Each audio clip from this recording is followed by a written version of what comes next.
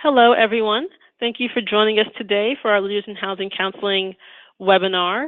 My name is Melody Emo, and I am the Policy and Program Director for NHRC.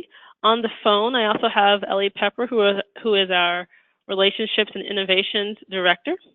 So yes, this webinar is on advocacy. And let me just start by saying that our fearless leader, Brewster Palin, will not be on this call. He had another event he had to attend. But this webinar is focused on advocacy. As you know, the fiscal year 2019 kind of hurt the field.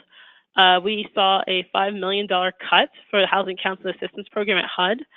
And following the end of the MFNC program, housing counseling agencies just have to work within a smaller pool of funds every year. Fiscal year 2020, we're asking for $65 million, and we're currently working with different groups and lawmakers to help us to that end. But in our efforts, we sort of encountered several groups showing concern about their 501c3 status, and they don't know what they can or can't do legally or financially, and they're asking for methods on how to help us without endangering that status.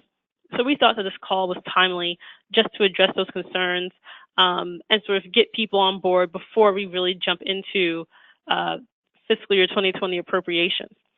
We thought that we would work with two amazing advocates to sort of speak to their own experience on advocating for housing counseling, both on the federal level and the state level.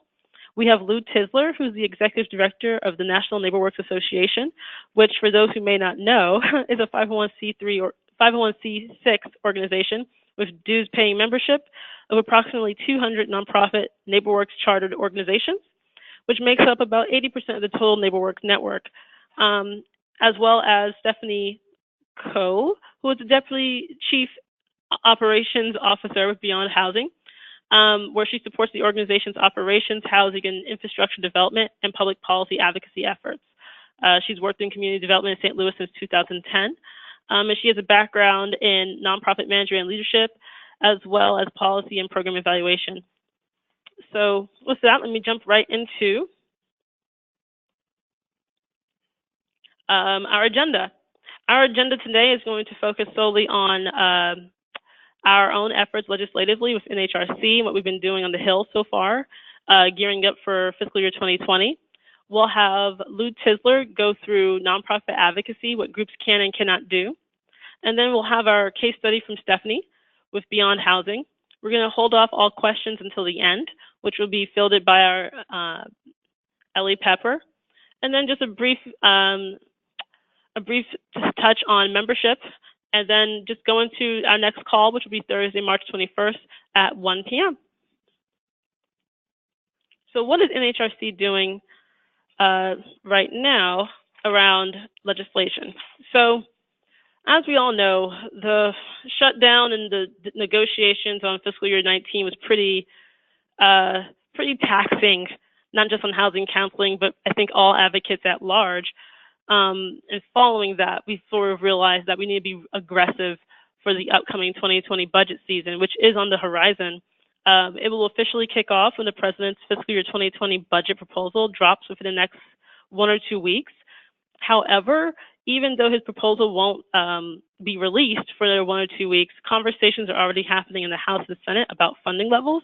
And it's important that advocates have a role in those conversations in advance, as well during the appropriations discussions.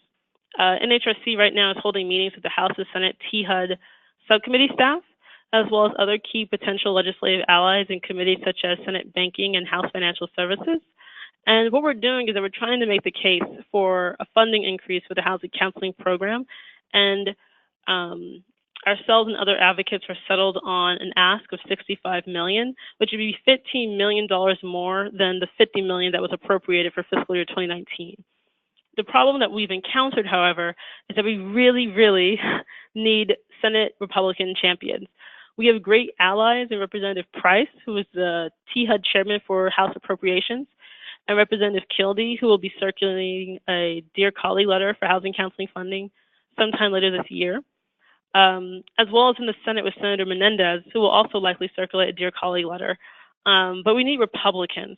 Because Republicans are in the majority in the Senate, It helps our cause greatly to have someone in the majority of party in that chamber, especially on the Appropriations Committee, supporting housing counseling and being in those rooms and discussing why housing counseling is such an important aspect of the housing economy in the United States. So we're trying to be aggressive this appropriation season. We're reaching out to different groups. Some of you may have already heard from me and Bruce if you haven't already. We're preparing funding letters for groups. We're currently doing a sign-on strategy, and I'll send out the link for the sign-on letters after the call. We have 2 concurrent housing counseling advocacy strategies right now. We plan to have a national sign-on letter where federal, state, local agencies, intermediaries can sign on, voicing their support for housing counseling and asking for $65 million. And we're also doing a more targeted state local funding letter to each representative and senator on the importance of housing counseling in their state, where we hope to make the case with solid data and inform that this is important to them and their constituents. Because numbers and metrics matter. The more groups we have on these letters, the greater impact we can have in Congress. And they need to know not just that there are people out there saying that housing counseling is important in their communities, but that these agencies need the resources necessary to be effective. If you haven't signed on already, please do so if it's in your inbox. If not, I'll definitely send out the link after this call. And I may reach out to groups individually if there's a targeted opportunity on the Hill. So just keep an eye out on your inbox if you see any emails from me. But yes, we really need to make the case. And there are groups currently out there already, pushing to Congress how important these issues are, including our next speaker, Lou Tisler, Executive Director of the National Labor Works Association. So Lou, I'm going to turn it over to you. Great, thank you very much. I need to start off with a disclaimer, kind of like how the Federal Reserve Bank also speaks when they speak, but my presentation is for informational purposes only and is not a substitute for expert legal, tax, or other professional advice tailored to your specific needs. It should not be relied upon for the purposes of avoiding any penalties that may be imposed by the IRS. In essence, I'm not a tax expert nor a lawyer, but I have been doing advocacy with a 501c3 organization for 26 years, a local CDC, a regional CDC, and then a multi-county CDC, and then moving on to NCRC last year, and then almost 2 years ago, and then moving to National Labor Works Association, which is the first C6 that I've been located in. And the benefits of C6 are so much better in terms of advocacy and quote unquote lobbying, but the downside is that foundations, grant making corporations, things along those lines generally don't give to C6s because there is not the same tax advantages for that. So I'm going to get into some technical stuff to start with,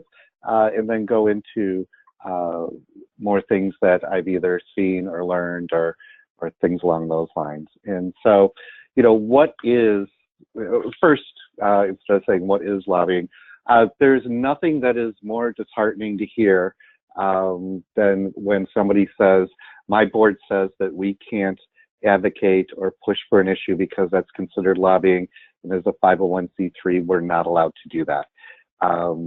I understand that, at times the board decides the macro vision, but it is not against the law. It is not against the IRS. It is not, if you're not advocating for your own issues, who will? And the IRS and the federal government and state government and local governments give you the latitude to be able to do that. And so at times it's a difficult conversation, but there is a plethora of information out there on the internet of reliable, reasonable, and professional organizations that you can make that case.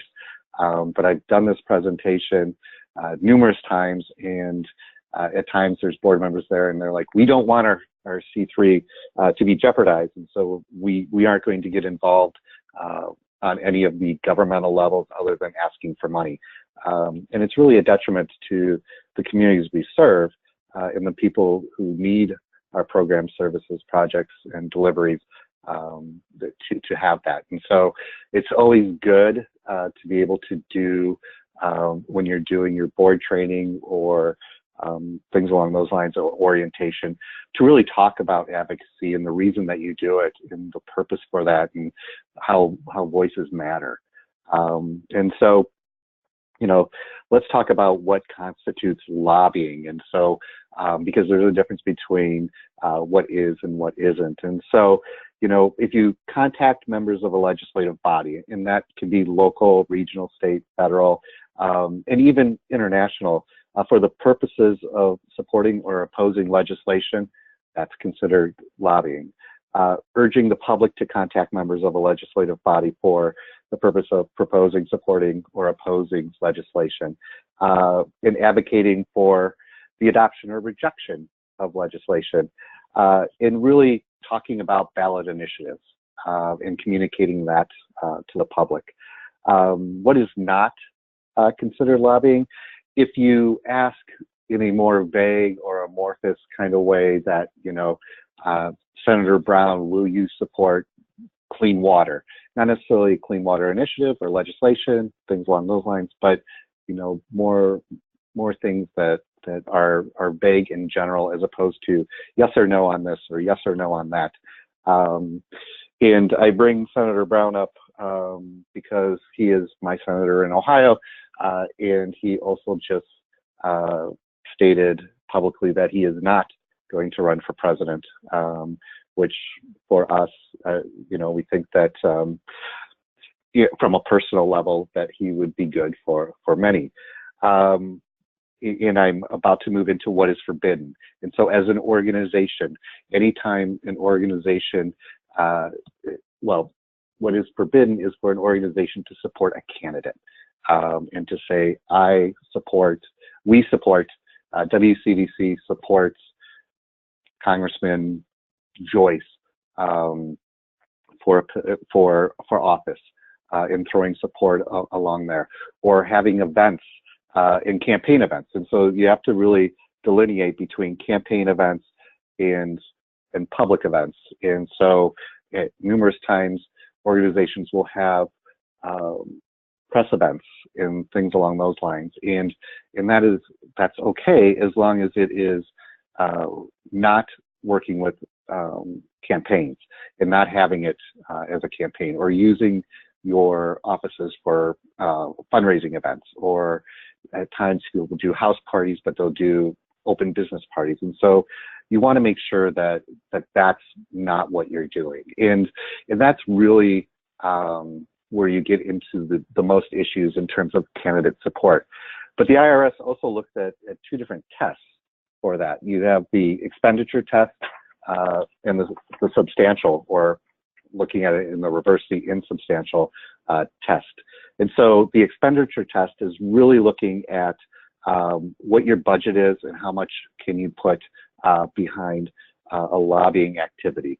And so if you have a budget of $500,000 or less, the most expenditures that you can put to keep that budget exempt is 20%, so $100,000. And that takes a lot to get to. And so boards need to be comfortable that, $100,000 out of a $500,000 budget to do lobbying and advocacy work probably isn't going to be realized, especially if, we signed on to a letter. Bruce reached out and said, hey, let's all sign on to the $65 million for housing counseling next year. That time and effort that it took you could be minutes, and to be able to get to that $100,000 watermark is going to take a lot. Between $500,000 and $1 million, it's $100,000 plus 15% above $500,000. And so they take the $100,000, the 20% off the first $5, and then 15% from $5 to $1 million. If it's $1 million to $1.5 million, it's $175,000 plus 10% over the $1 million. It goes 1.5 million to 17 million, 225,000 of the first 1.5 million, and then 5% after that. And then if you have a budget over $1 million, the expenditure test is $1 million. And if you're spending $1 million on advocacy and lobbying, and you have a $17 million budget, you've got some lobbyists working for you, K Street people. Generally, that's not going to happen, and it's not going to. You're not going to get there if you're going to your state offices or your local offices and things along those lines. And so, you really have to look at that, and the determination of what test you take is really in your 990, and there's a box on Schedule C that you have to mark. Are you taking the expenditure test or the substantial test? And the substantial is really, you know, is a substantial part of your are your expenditures, but not taking the expenditure test. But are you using the substantial part of your time, effort of your organization to lobby? And generally, that's looking at 3 to 5% of overall activities in terms of lobbying. And so, again, I'm not a tax attorney or an attorney or anything along those lines, just a executive director of nonprofits trying to do the right thing. Looking at the expenditure test, and you have that 20% exemption, and you look at the substantial tests, and they're generally looking at 3 to 5%. I think it shows where the direction of that should be going. In terms of what is most effective in lobbying and not lobbying, but the effectiveness is really establishing those relationships. And, you know, yes, it's great to be able to go to DC. Next week, we're hosting 170 people going to DC for Hill Day to advocate for NeighborWorks America's appropriation. And it'll be many of those executive directors and CEOs and board members one time a year that they go. And it's good, and it's very visual, and people will be wearing the pins and things along those lines. But it's really the relationships that you build outside of that. If you can build those relationships that help move your agenda without it being lobbying. If you're the expert that staff go to, that congressional staff go to, if you are the location that, you know, people go to. And so let's say your senator is having a ribbon cutting or a project event or a foreclosure press conference in front of a house, and they need a rain location. It's always good to be able to be that location, to be that go-to. And that doesn't fall under the lobbying part in terms of helping issues and addressing those things, because you're not really talking about legislation or regulation or things along those lines. And again, just really important to build on those relationships, because you can advocate and educate and not fall under that lobbying part. We were in Barney Frank's office one time, and his chief of staff, we were talking about the foreclosure crisis, and she had said, you know, you're here, and I've seen you twice in the past year, and that's because, you know, budgets of being able to get to the Hill. And you're telling me that, you know, the foreclosure crisis is still going on and things along those lines. And she goes, but we have somebody from Countrywide here almost every day saying that things are getting better. And so you could pay for a lobbyist, but at the end of the day, people will see the lobbyist as being a hired gun as opposed to you making your stories happen. And so NNA in its earlier years had used the lobbyists to really open the doors. And what we had found is that once we had those doors open, we knew how to do it ourselves. And so it could be beneficial to engage in a lobbyist as opposed to doing it yourself for a small part of the time. But then you want to be able to take the reins, because it's your stories, it's your client stories that are really going to make that happen. And again, there's nothing better than A, taking a board member, and B, having that board member have been a client, and then being able to have them take the story back to talk about that. Let's see. I just want to reiterate that it's incumbent on us, either as leaders, as staff, to really engage in the political process, to look at the legislation that affects and make our voices heard. Because again, if you don't, there's others that are going to. And then also, when you're on the Hill and you're in your state capital or you're at your city council, they know that there's going to be asks. And so I've had people tell me, well, I'm skittish to be able to make that ask because I want them to think that they should give it to me because of the story. And the thing is that they know that you're there to make the ask. And so it's really important that you do reach out and say, hey, I'm here for this. And then at the end, how can, your statement to them is, how can I help you, do your job better, or to be able to alleviate some of your stress. But it is that there is an ask, there is a lobbying component. If you really want to be truly effective, you need to engage in that. And once you get into the middle of that, then you find out that it really is a nonpartisan, or you really want to move to bipartisanship. And so, as Melody was talking about, in terms of finding a Senate R co-lead on a Dear Colleague letter is incredibly important. Last year was the first year that NeighborWorks America's appropriation ask had a bicameral, bipartisan letter. And being able to say that, yes, I get it that, there are things on one side that you may not agree with, but you can also find solace and support in that by keeping your personal political preferences out of the fray, because you're trying to move your organization. You're trying to move your organization because you want to help people across the community. And lobbying is really a very important part of that. And it's really incumbent on you who are on the phone to take that message forward. You can say, hey, I listened to some guy who, was tangenting all over the place and made sense only a couple times, and he said that we should look into doing lobbying. Or go out there and look at Boulder Advocacy or other resources and say, okay, here's years of experience in terms of doing lobbying. I'm going to get out there and make that happen. So I would just say that if you have any questions or comments or things along those lines, I know we're taking questions at the end, but feel free to send me an email, give me a call.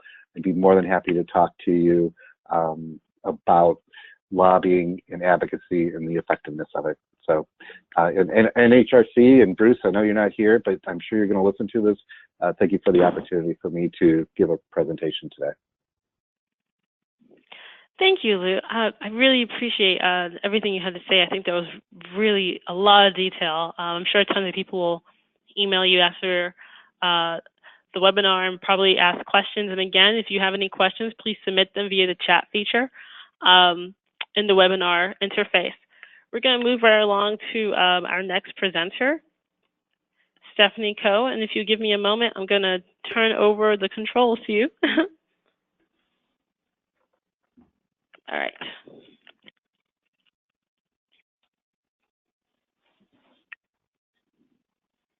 Stephanie, are you there? Yep, I'm there. Did I get transferred over? Yes, you have control. Wonderful. Thank you so much. Well, as Melody said, I'm Stephanie Coe with Beyond Housing. Like Bruce, thank you so much like Lou, thank you so much for having me on this call. I'm really excited to share about what our organization has done. So I'm going to talk a little bit about what Beyond Housing has done in terms of advocacy and lobbying. So hopefully other organizations on the call will have an idea of what, if you aren't already engaged in advocacy, what types of things can you be engaged in? So Beyond Housing is a nonprofit community development organization. We're based in North St. Louis County. Our mission is to help entire communities become better places to live. We started as a housing organization, but we recognize that home is more than a house. Home is everything that makes up a thriving community. So to make a larger impact, we focus not only on housing, but also education, health, jobs, and economic development. So we do continue doing our housing work. We have service-rich rental housing units. We have over 500 a mix of senior apartments as well as single-family homes throughout the county. And we also do homeownership education. In terms of health, we have a community health worker program, and we've done a lot to really try to build the places around the homes that we have. So for example, we have developed a grocery store, a bank, we've brought in a health center, and we're currently managing, we own and manage a movie theater as well as a coffee shop and cafe, again, so that people have the opportunity to not only live in a quality, affordable home, but be able to walk to services and to be able to have access to strong public schools. And that's why we also do quite a lot of partnerships with our local school district. We actually have embedded staff in our school district so that they can work with students and families to make sure they have resources they need to succeed both in and out of the classroom, whether that's housing or food, clothing, uniforms, as well as any other kinds of resources they might need. We focus our efforts in the 24-1 community. These are the 24 communities that make up the Normandy School District. And they've come together with one collective vision, which is strong communities, engaged families, and successful children. These communities actually invited Beyond Housing in to begin some of this community building work when they started facing some challenges that they realized the individual municipalities could not work on their own. That included the foreclosure crisis in the early 2000s, as well as the impending loss of accreditation of the school district. During these beginning conversations, we also had these more holistic conversations of what a strong community looks like. And at the same time, some of these municipalities began to work together to reduce costs and to also think about ways that they can collaborate and provide better government to their citizens. Some of the successes that we've seen with these municipalities working together have included consolidating police departments and municipal court systems, as well as coordinating trash and demolitions and other kinds of things that would be a lot more expensive to do on their own.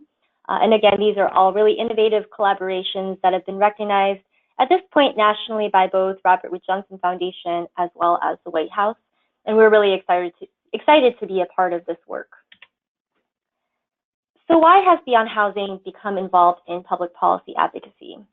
So I mentioned a little bit earlier about some of the work that we do in terms of housing. For example, we have, again, over 400 single-family homes along with 100 senior apartments throughout the county. At the same time, we also know that the population that we serve is almost 40,000 in terms of the communities that we're working in. At the same time, Normandy School District, as last school year, had recorded about 20% of their families had been homeless at one time during the year. That is a huge number of families that we certainly can't accommodate with our housing, even if we were to continue producing affordable housing units. So we know that there is a lot that can be done on a policy level to really address some of the larger challenges that some of these communities that we're working in are facing. We also know that we need to make a bigger impact. We really try to move the needle on some of these things, but again, with the scale that we're able to do, even at an organizational level, we can only do so much, and policy is a really important vehicle as part of that. We also want to make sure that community's voice is represented. So that means that community members are at the table when they're making these decisions, and these decisions aren't being made without any of their input or feedback. We also want to make sure to share tools so community residents have an idea of how does Jefferson City, our state capital, work? How do they influence legislators, and how do they work with them to advocate for issues that are important for the neighborhoods? We want to educate and engage not only the residents that live there, but also legislators, so that legislators have a better idea of what our organization does, and also what kinds of policy issues impact the communities and their districts that they serve. And again, providing those tools for residents so that they can take action on issues that they are personally invested in as well. This is also an opportunity for us to further our organization's mission, as Lou mentioned earlier, as well as advocating for our neighborhoods that we serve, our organization, as well as the housing and the community development field. One of the issues that got us more involved in policy advocacy, especially on a state level, was something, it was a school transfer law. So essentially around 2012, 2013, the Normandy School District lost its accreditation. This again is something that we knew was possibly going to come. What we did not expect was how the unintended consequences of a state transfer law would impact our students. So essentially, the school transfer law required that students had the right to attend any eligible school district. At the same time, the school district, Normandy, had to pay for the tuition of whatever the receiving school district was, as well as transportation for students to get there. So that meant that Normandy all of a sudden was spending millions of dollars on transportation, and they were also spending money for students to go to other schools that were often, because our school districts are so inequitable, were often more expensive. So they might be paying tuition of a $20,000 school district, while they might only receive $10,000 to $12,000 per student. So they were on the verge of becoming bankrupt in the middle of the school year, had to do a lot of layoffs. And again, all of this was while they were also responsible for increasing the accreditation of the school district and improving education, which was, of course, impossible without having any financial resources. Students and teachers alike did not know if the school district would exist at the end of the school year. They did end up making some emergency changes in response to this transfer law, but in the meantime, these are some of the actions that our organization was involved with, as well as, of course, the students of the school district and a lot of other nonprofit organizations and advocates and community members, even those who their students, they maybe no longer have students at the school district, but they recognize the importance of having a strong public school district for their homes and for their communities. This is when we also became more of a presence in Jefferson City, our state capital. We met with our legislators, and we also became a presence at the State Board of Education and with our Department of Elementary and Secondary Education. And so they really expected that we were going to be coming to those meetings. They knew that they could not make decisions behind closed doors because we would be at those meetings and we would know what's going on. And we were also expressing what was important for the community as well. So that was how we first got involved, especially on a state level. And since then, we have developed more infrastructure around this to capture a lot of the people who really became more mobilized and interested in policy through this experience. We have a policy and advocacy council. This is made up of primarily residents in the community and gives them an opportunity to develop our policy priorities for Beyond Housing. They also create some strategies and take action to make sure that these policy priorities move forward. This is something that we've done and has grown every year, and we also provide opportunities for advocacy and training. On a federal level, some of the work that our organization has done is primarily around funding. So some of that Melody has mentioned earlier, and then also Lou as well. So we generally advocate for funding such as funding for NeighborWorks and a slew of acronyms that I'm sure many of you are familiar with, but home, block grants, housing counseling funding, as well as low-income housing tax credits and new market tax credits, because those are both financial tools that we use for our housing and economic development work. And in terms of how we do our lobbying and advocacy, some of that is in Capitol Hill. So we go an average of 2 to 3 times a year. Chris Kremeyer, our president and CEO, will actually be there along with Lou and the other NeighborWorks executive directors next week to advocate for NeighborWorks and other key policy areas. In addition, while we're in Capitol Hill, we meet with our district representatives as well as our U.S. senators, generally their staff, but their staff, of course, are very important because they provide a lot of the research for these groups. We also do strategic meetings with members and staff of specific committees. And so these committees might be ones that are focused more on appropriations, for example. And we see this really as a two-way communication, because we're not only sharing information from our organization, we're sharing data as well as stories that they can share on the floor and in committee of how these policies and programs are important for the residents in their districts.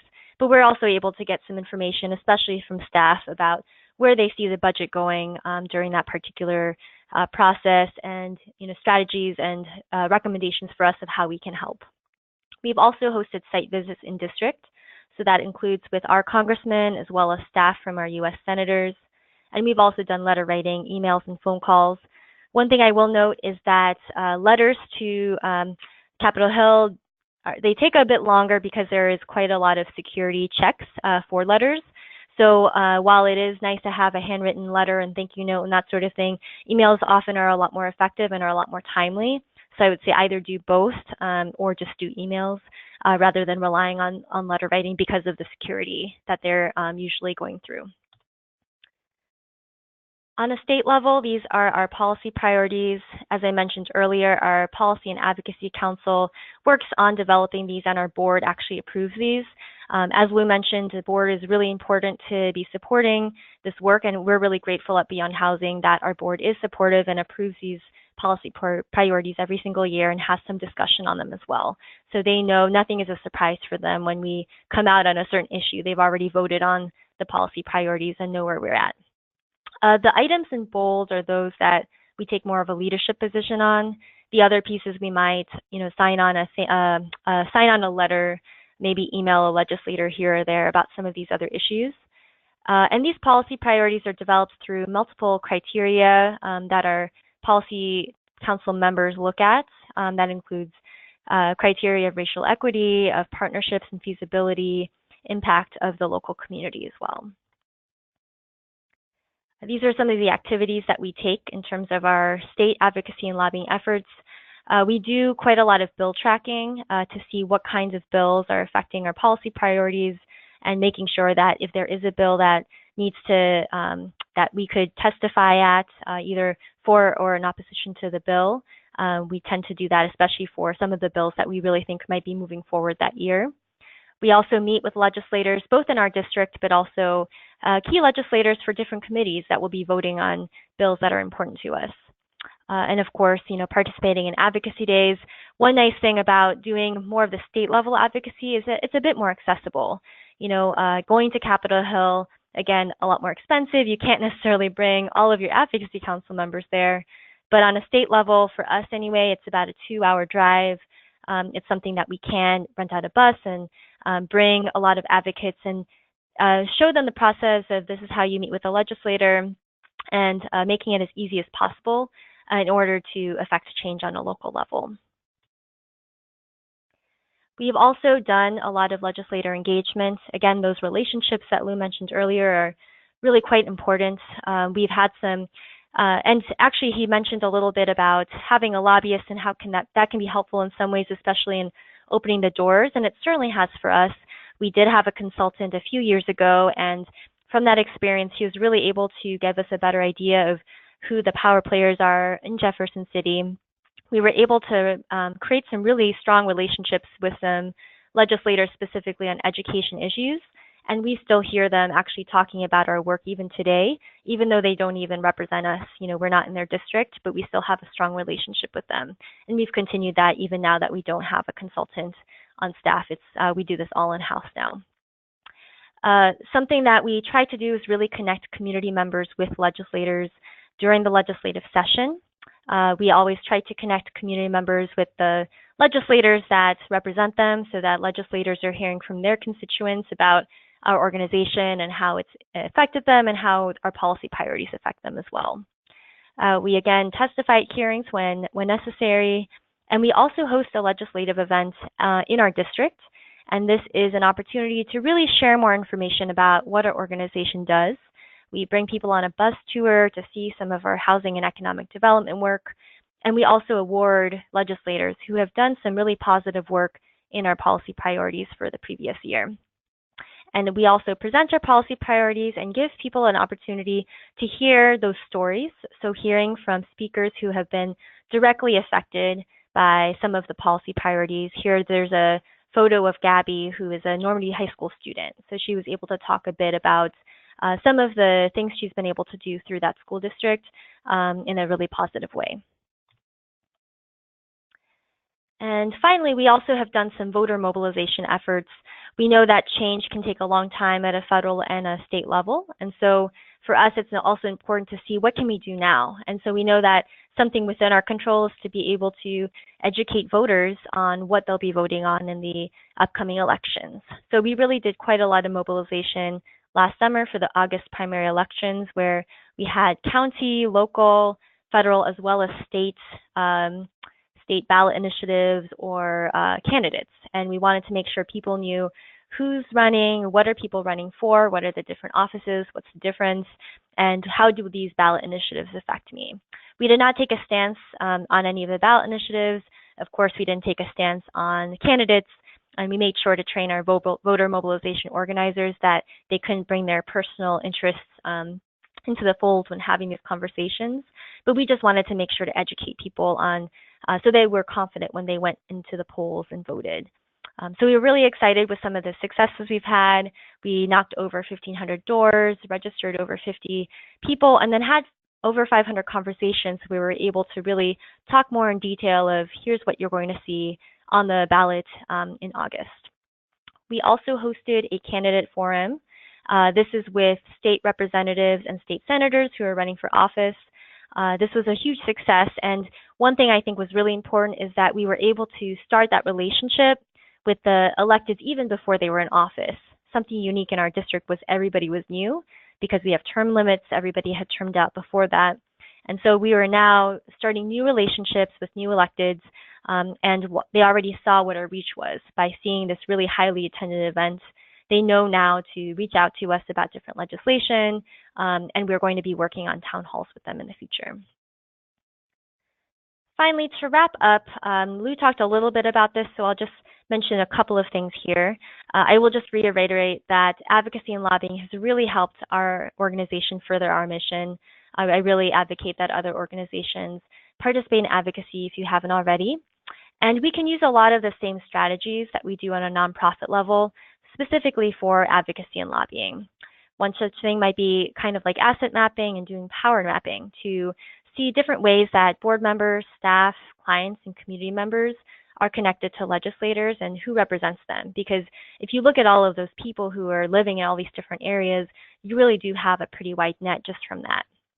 We also can do a lot of the same strategies we do around fundraising, such as sharing stories, hosting site visits, conducting prospect research, so identifying more information about the different legislators and what is important to them, what's their background, where are some ways that we can connect. Developing marketing materials, leave behinds that you can leave with legislators when you meet with them, and they can have a better understanding of what your organization does and why it's important. And finally, I will just express a few of my own experiences. It can be really difficult as a nonprofit. I honestly wish that more elected officials really understood what nonprofits can and can't do when it comes to supporting candidates. But we have had many requests, especially for sitting elected officials, to use our organization's gym for an event. And we have to be very clear to ask, what exactly is this for? Is this in any way a campaign event? Are you going to be asking for people's support? And then we have to be good at saying no and saying that this is not something that we can help with. This really can put our nonprofit status at risk. So we have had to do that. As I mentioned, we also have an advocacy council. So I know sometimes our advocacy council members, specifically our chair, might be really active in somebody's campaign. So again, she's well-versed. She knows that if she is asking people to attend, she cannot do it through our listserv, and she has to do this and make sure she's very clear. This is a personal ask. This is in no way, in affiliation with my role at Beyond Housing. So, so it's definitely something you have to do a bit of strategic thinking in terms of, how to work with candidates, especially during election season and especially when they're a current elected official. So those are just some of the things that we've done at Beyond Housing. I hope that was helpful. And here's my contact information. So I know we'll be doing some questions later on, but again, feel free to email or call me if you have any questions as well.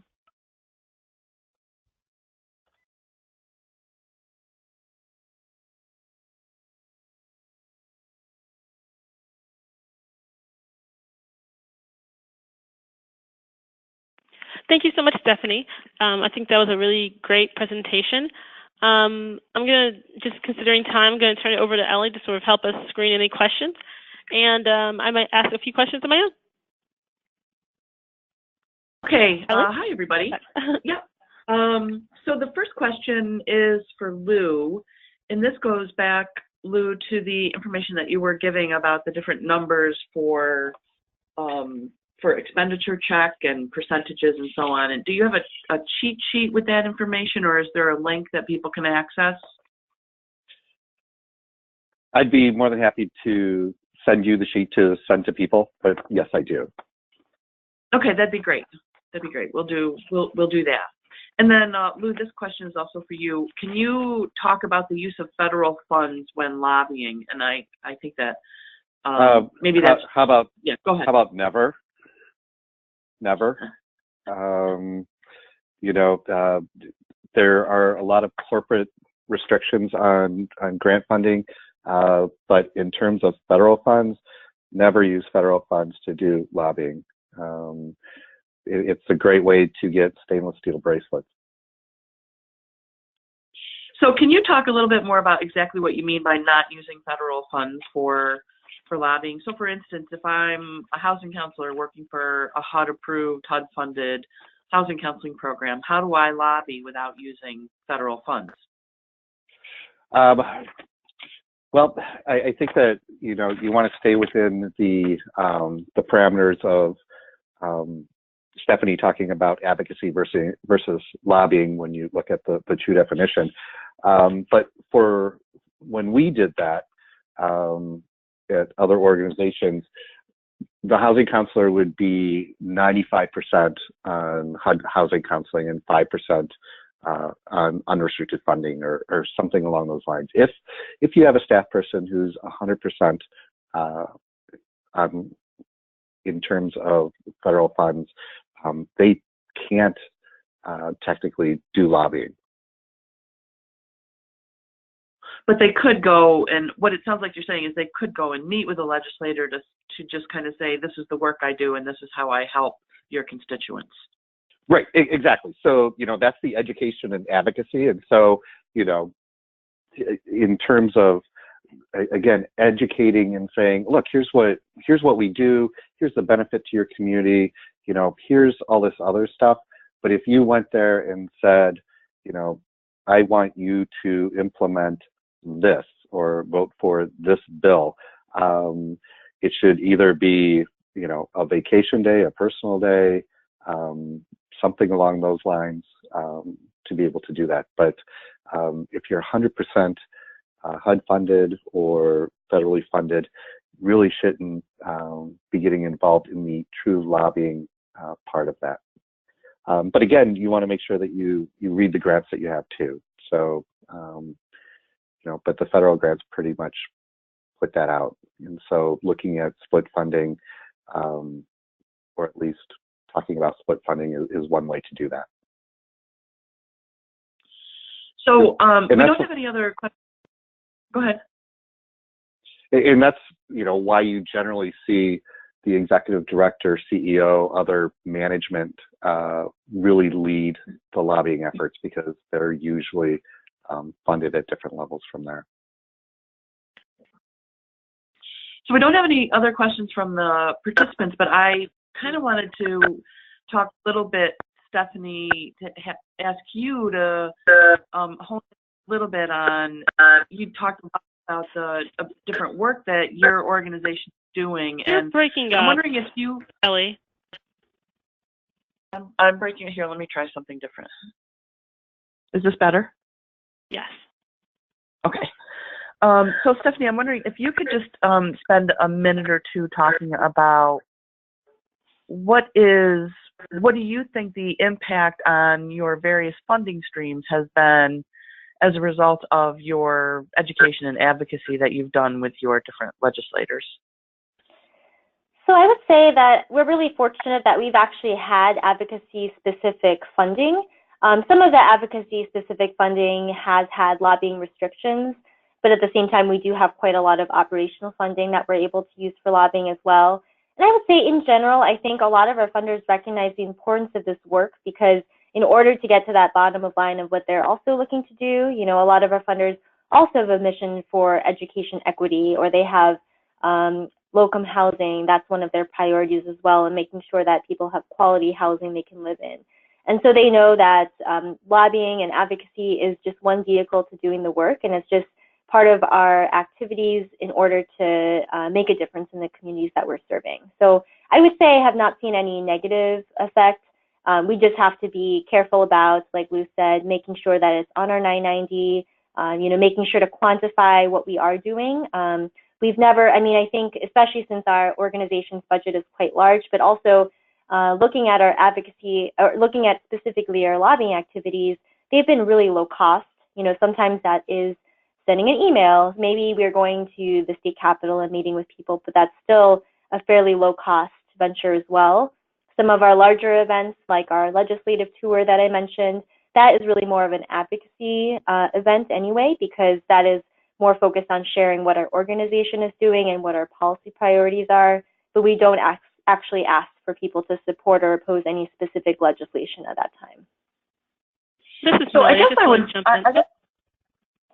just going to say, I guess I was just going more for if you're educating legislators pretty regularly, then I would assume that you come kind of to the top of the list when there's any kind of discussion about funding, and that you're thought of when funding is discussed. That was kind of where I was going with that. And are you talking about funding on a public funding, or are you talking more in private funders? No, I mean for your organization. If your organization is known among legislators, correct? You're educating legislators. They're familiar with you, so that when a funding need comes up, your name is not unfamiliar. Yes, that is very true. Yes. Okay. This is Melody. I want to jump in. Yeah. I think that part of the reason that legislators in your state, Stephanie, know you by name is because you're working diligently on building relationships with your lawmakers, correct? Mm-hmm. Yes, I think that for agencies that are listening in, I think the point about in-district educational site visits is key, because all federal lawmakers, for instance, they all have their district offices. I'm not sure why I'm breaking up. Can you guys hear me? Yes, and Melody, just to add on to that, and now that I understand the question a little bit better, one example is we did host a site visit with a legislator in Cape Girardeau, another part of the state, but she has a really high-level position in terms of education in the legislature. When she saw the work we were doing around housing and community development, she got so excited she ended up filing a bill specifically on school and community partnerships, and she saw this would be a vehicle to continue this work that our organization is doing with the school district. And since then, she's also called us when she finds out about other programs that we might be eligible to apply for or to maybe seek funding from. So she is definitely an ally of ours and looks specifically for funding opportunities that might be able to help continue our work. Great. And I have just one more question. You said that in your presentation that you try to work with legislators regardless of, their own personal views or their background. Could you just, for those agencies working in states where they kind of confront a bit more challenges working with their lawmakers who may not be as educated on housing counseling, or maybe more adversarial of housing counseling, how do you sort of navigate those sorts of situations? And that can be to Lou or Stephanie. In the On Housing's case, we certainly face a lot of challenges in terms of, we often are talking to lawmakers that maybe aren't traditionally supportive of some of the work that we're doing. But at the same time, I think when you're able to connect it to their specific districts, so again, with this case of Representative Swan from Cape Girardeau, when we talked about issues that she saw in her district, that's really when she got more invested. So I think if you're able to connect it with how their district residents are affected and their constituents, that's really where you'll have some wins. And from my perspective, I think that, you really look at them in, 3 different categories. And so you want to try to move your opponents to neutral, those neutral to supportive, and those supportive to ambassador.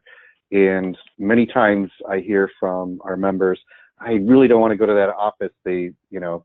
They're not listening. They're doing something else. They're trying to rush me out. I only had 15 minutes with them, something along those lines. And so, I like to take notes, and I was in Senator Voinovich's office one time, and his staffer it was casual because Congress wasn't in session. And so I wrote in the notes, really wasn't paying attention. I don't think he really cares about it. And then 6 months later, I went to go visit him. He's suit and tie and all dressed up. And he's like, we've met before, haven't we? And I'm like, oh yeah, we met, say it was August 7th. And he's like, did I really pay attention? Because usually when we're not in session, I'm, and he actually came out and said that, and so you can't be put off, but also finding that connection. Another senator from Indiana read evicted, and all of a sudden he's become an affordable housing champion. And you would have never thought. You would have thought, oh, he's just worried about rural initiatives and farm subsidies and things along those lines. Then he realized that, there's a rental crisis in, rural communities also. And all of a sudden he's moved to the center. But, the flip side is that at times people say, oh, they're an ally, we don't need to go see them. But you also want to check in there. But it's very difficult to take a proponent to an opponent to proponent ambassador. But if you can move them along that spectrum, that's really where you're able to effectively move your lobbying agenda. And I think Stephanie, when she's talking, she's really in what Ellie was talking about in terms of, advocating and, it's branding. If you want to be, the go-to organization, you got to work on that branding. It's part of the PR campaign. All that is wrapped all together. And that's the most effective. It's unfortunate that Twitter is where people are paying attention at this point, but that's where you want to be. You want to show off your 24/1. I see Chris Kramer sitting in his movie theater on Twitter, and you see that. Here's something that the group is doing, and they're not pushing an agenda. It's here's our community. It's 24/1. We're doing great stuff. But you're having eyeballs take a look at it, and sometimes the decision makers are out there looking at it. So you can't. It's difficult to take advocacy, lobbying, PR, communications, and split those up. But when you go to do your 990, you want to make sure you have your expenditures in line. Thank you for that. I really like that message, neutral to supportive to ambassador. I think all of us, not just those on the call, but all of us in this space, if we can sort of think of our advocacy in those terms and try to get more of the adversarial lawmakers to neutral, and then everyone else as an ambassador would do great work for us. But I do think that it does take an effort to sort of move them across this spectrum. So thank you for that. I don't believe we have any other questions, so I'm just going to move right along and plug NHRC. If you would like to join us and be a member, just know that you can get a discount on your credit reports through CoreLogic. And if you have any questions about that, you can visit our website, as you can see on the screen, or you can message me if you have any specific concerns. And I'm just going to round this out. That is a typo. It should be Thursday, March 21st at 1 p.m. But yes, I just want to say thank you, everyone, for being on the call with us. And if you have any questions, feel free to email me. Thank you again. And with that, we'll end our webinar. Thanks, everyone.